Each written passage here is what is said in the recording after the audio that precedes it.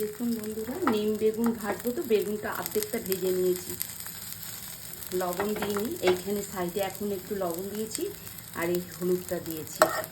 মাঝখানটা একটু জায়গা করে নিই।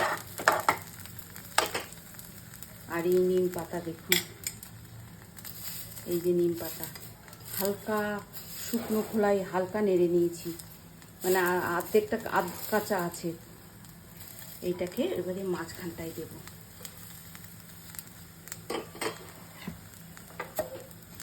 এবারে এই নুন আর হলুদ একসঙ্গে মিক্স করবো।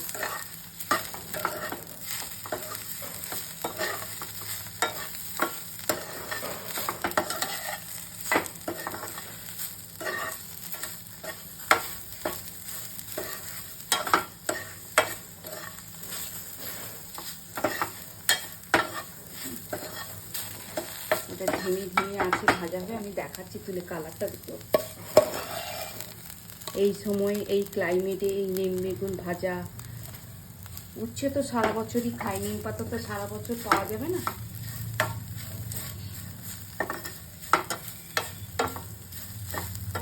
ধিমি আছে ভাজা হচ্ছে, অথচ গোল্ডেন ফ্রাই হবে। দেখুন পাতাগুলো পুড়বেও না, সবুজ থাকবে, অথচ ভাজা হয়ে যাবে। আর তেল তো খুবই কম, বুঝতেই পারছেন, দেখুন তেল নেই।